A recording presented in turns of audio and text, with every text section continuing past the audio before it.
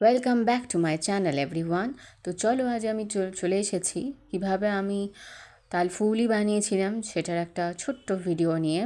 তো প্রথমেই তোমরা দেখতে পেলে আমি তালফুলির জন্য নারকেল কুড়ছিলাম।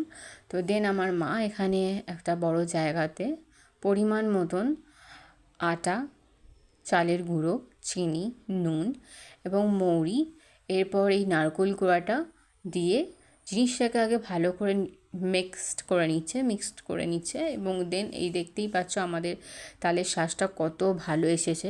কেউ যদি জানতে চান যে আমরা বাড়িতে কিভাবে তালের শাঁস বার করলাম তাল থেকে, সেটা অবশ্যই আমি আপনাদের ভিডিওটা আপলোড করে দেবো, আপনারা দেখে নেবেন। তো নেক্সট হচ্ছে আমার মা আগে ভালো করে এই আটাটা ভালো করে মিক্সড করে নিয়ে দেন তারপর একটু একটু করে তালের শাঁস মিশিয়ে জিনিসটাকে মাখতে লাগলো।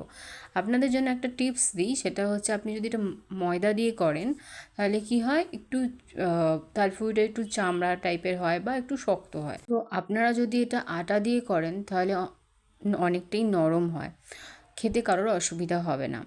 তো দেখতেই পাচ্ছ মা কিভাবে ভালো করে জিনিসটাকে ফাটাচ্ছে। তার জন্য মা একটুখানি অল্প পরিমাণে জল দিয়েছে যাতে ফাটাতে সুবিধা হয়। আমি কড়াই গরম তেল বসিয়ে দিয়েছি তেল গরম করতে। তো আমি এবার এটা অ্যাকচুয়ালি যেহেতু ডিপ ফ্রাই করতে হয়, তো এটা আমি আস্তে আস্তে তেলের মধ্যে পুরো ছাড়ছি, দেখতেই পাচ্ছেন। এটা আমি প্রথমবার এটা আমার ট্রাই করছি।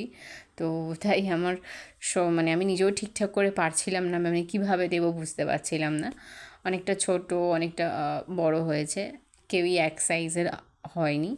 তো ঠিক আছে, প্রথমবার তো একটু আধটু ভুল তো হবেই, কিচ্ছু করার নেই। তো যাই হোক, এইভাবে আমি আস্তে আস্তে পুরো জিনিসটা করেছি, তেলে ভেজেছি এবং তেলে দিয়েওছি। তার আগে আমার মা দেখিয়ে দিয়েছে ফাটাটা ঠিকঠাক হয়েছে কি না। সেটা জানার জন্য আপনারা অবশ্যই এক বাটি জলে একটুখানি যদি এই ব্যাটারটা একটুখানি দেন, দেখবেন জলের মধ্যে ব্যাটারটা ভাসছে, তাহলে জানবেন ব্যাটারটা আপনার পুরোপুরি খুব ভালোভাবে ফাটা হয়েছে। ভালোভাবে ভাজা হয়ে যাওয়ার পর অবশ্যই আপনারা এটাকে তুলে নেবেন কড়া থেকে।